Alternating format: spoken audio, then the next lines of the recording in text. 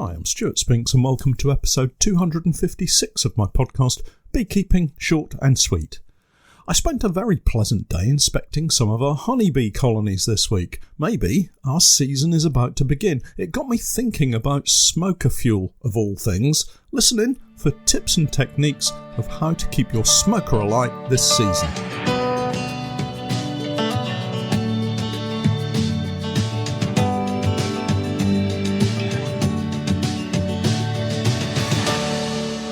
Beekeeping Short and Sweet, a beekeeping podcast for the inquisitive beekeeper with a short attention span. A beekeeper, in fact, just like me.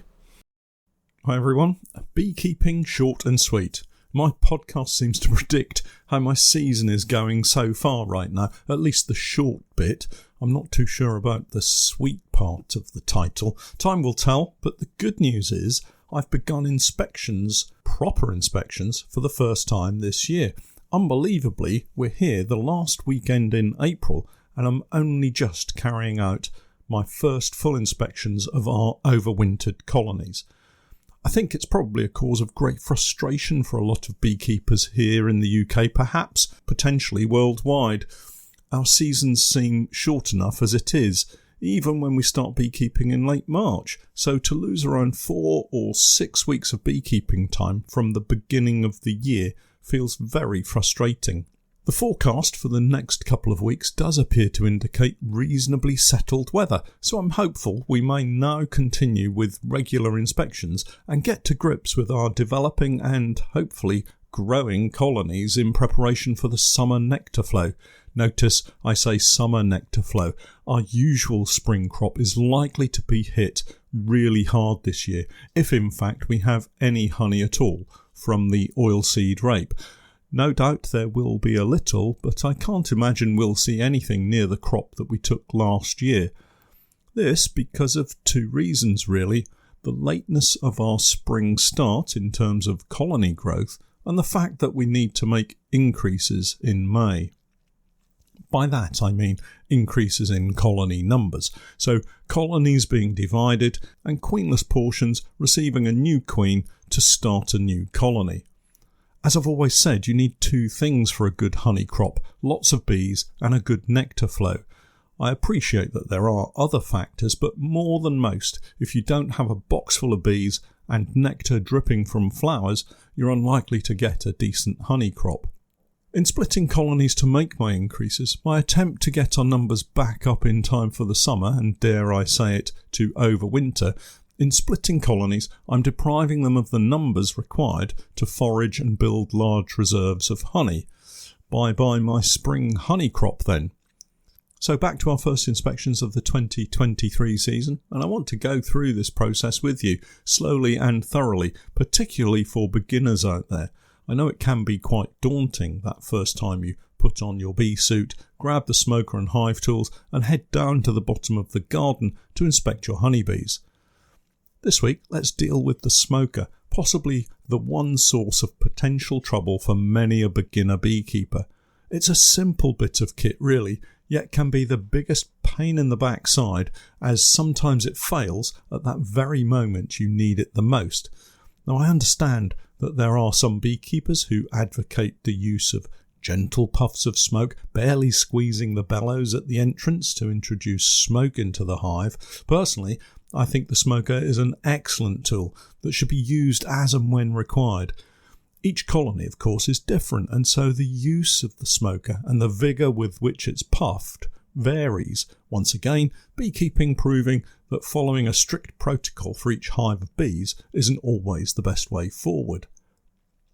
As a short diversion from my path for you, I'm always up for a little story, as you know, and it takes me back to my first outings as a seasonal bee inspector and my very first visits to beekeepers with the then National Bee Inspector, a lovely gent by the name of Andy Wattam.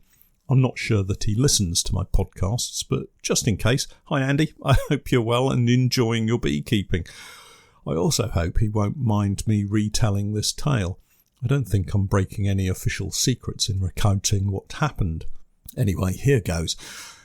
We're out on a couple of days' inspections. I think for me to get my seasonal bee inspector competence badge to stitch onto my bee suit, If you do have reason to call out the National Bee Unit to inspect your bees, have a look on the left shoulder of the bee inspector's bee suit.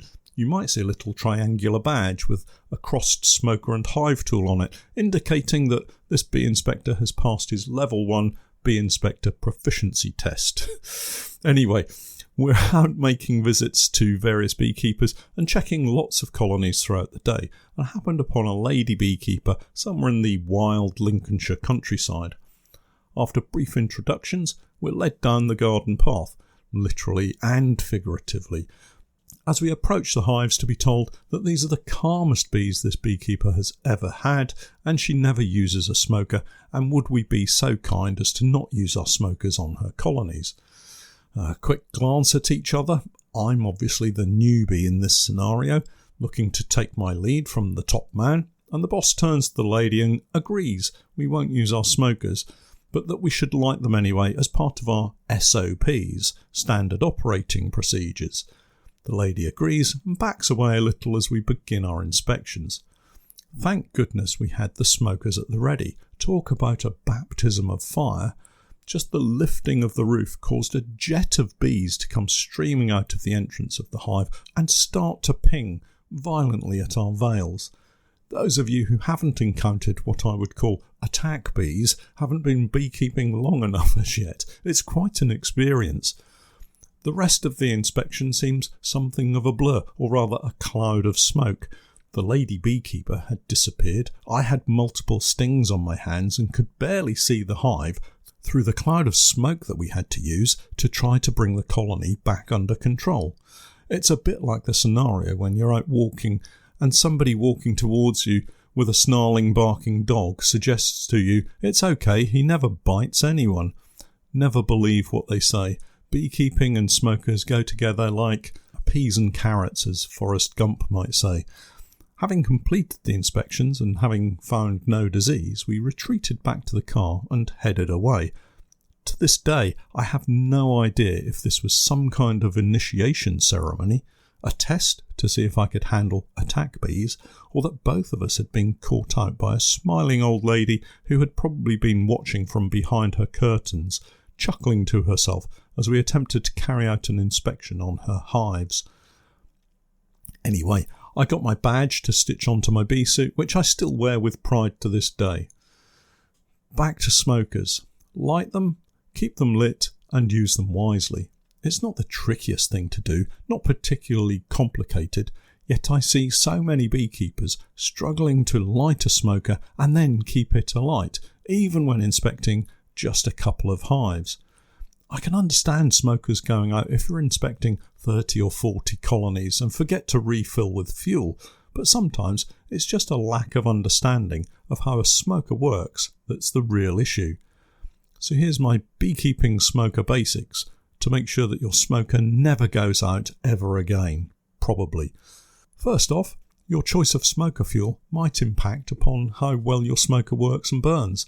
There are so many fuels to choose from. We all have our favourites, and some will burn and smoke better than others. It's almost an endless list too.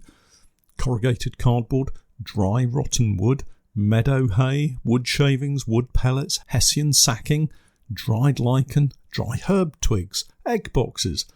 I'm sure I've forgotten some, and probably some that I've used myself. I've certainly tried all of the ones I've just mentioned. Most smoker fuel can be foraged. Some can be bought. I know a lot of you will wonder who on earth would even consider buying their smoker fuel, but for ease of use and convenience, some beekeepers are happy to pay for someone else to supply them with their smoker fuel. We each do what we want to with our beekeeping, and there are always critics out there to tell you that you're doing it wrong, but for the most part, ignore them and carry on doing what you want. If buying smoker fuel suits you, then carry on regardless. Personally, I always have cardboard boxes laying around at the unit, so if I get caught short on smoker fuel, there's always something at hand. On that subject, if you do use corrugated cardboard, make sure to remove any adhesive tape, plastic tape in particular, before you use it. It's also handy to cut it into strips that can be rolled up to put inside the firebox of the smoker. Simply measure the depth of your smoker box and cut the cardboard to size. One handy tip for you, and this goes to the heart of getting your smoker alight and keeping it alight. When you cut the corrugated board, cut across the corrugation, not down it. If you can't picture what I mean, grab a piece of corrugated board and look closely at it. The paper used to make the cardboard is put together in a kind of pleat pattern, creating long tubes that run down the card, and this is what gives it its strength. It also creates tiny tunnels or tubes that the flames and smoke can run up, and this helps keep the card alight, smouldering and smoking. If you cut the cardboard along the length of the corrugations, it's not only difficult to roll, but you also make it more difficult for the smoke to travel through the card and out of the smoker. Who'd have thought smokers and corrugated card could be so fascinating, eh? Dry rotten wood is a great smoker fuel. It really needs to be well rotten and totally dry, but it will continue to smoulder for hours on end. The key here, and also for most fuels, is to get a good bed of flames and embers beneath the main fuel when you first start. Let's rewind and talk about beekeeper safety for a moment. Never, ever, ever light your smoker with your bee suit veil over your head. Hopefully you can see why. A puff of smoke, the release of combustible vapour and a flash of flames out of the smoker box could easily ignite your veil and cause untold injury. Just please don't do it. So how do you get your chosen fuel alight from the start? Well, egg boxes are an excellent choice for this. See what I did there? Tear up a small egg box, light a few pieces and drop them into the smoker box. A couple of gentle puffs on the bellows and then drop in your fuel and a couple of puffs more and away she goes. Don't pack your fuel in too tightly to start with either. You need the flames and the air to circulate around your fuel to get it going. I'm beginning to sound a little bit like an arsonist, I think, but it's true. You need a small but perfectly formed fire in your smoker box to get started and form a bed of glowing embers at the base so it can continue to burn gently and slowly while you're beekeeping. One of the biggest mistakes I see beginner beekeepers, and not so beginner beekeepers, make is trying to light or relight their smoker from the top. The smoker is opened, fuel inserted, and then the top of the fuel is lit. It all looks fine, the smoke starts to flow, the top is closed, and within a few minutes the smoker goes out. The problem here is you're filling the smoker with fuel, lighting the top, and then blowing air through the smoker from the bottom to the top. It stands to reason that the flames are going to rise, and so the fire is never able to move down into the fuel. If you light the bottom of the fuel stack and then puff the bellows gently, you encourage the flames or burning embers to burn upwards into and through the fuel. It's quite simple, really. Whatever smoker fuel you choose, safety must always be your first thought. Please just be careful. Of course, smokers always go out at the precise moment you need them the most. That point at which the colony starts to play up, the moment you feel your confidence ebb away, and puff as hard as you like, the smoker has gone out and is not going to relight itself. Admission time. It happens to me all the time. The problem is, for the most part, our bees are really quite calm. I handle my bees in a calm and gentle way, and we hardly need to use much smoke for most of our inspections. If you take a look at the last couple of inspection videos and see how I use the smoker, or rather how I don't use the smoker, you'll understand what I mean. This is where a judicious puff of the smoker every now and then will be all that's required to keep the embers burning until you need that smoke. Pretty much all of the smoker fuels I've talked about today will stay alight if you manage to use the smoker carefully. Personally, I get too engrossed in what I'm doing, especially if I'm also recording a video. Too many things for me to think about, I suspect. That inevitability that the smoker is the last thing on my mind, and it goes out. It's really not a problem. Stop what you're doing, walk away to a safe distance, remove your veil and relight your smoker. But remember to empty the smoker fuel and light from the bottom once more, otherwise it will soon go out again. Now I know I'm going to be asked for my favourite smoker fuel, and I have several to be honest. The lichen at the fishing lakes has a lovely smell to it. Not that I would encourage you to put it in a pipe, you understand. The challenge with lichen is one of longevity. It doesn't last for long, so you're constantly picking up more to use. Dry rotten wood is great, but you do need to go out on a day trip to find a decent supply to last the season. And I like that it lasts well. It smoulders for long periods of time without any attention. If you're really struggling to get fuel, a visit to the local timber merchants should source a bountiful supply of wood shavings. Take a shovel and some strong bags and you'll have a never-ending supply. Locally, it used to be free, but in recent years they've started charging.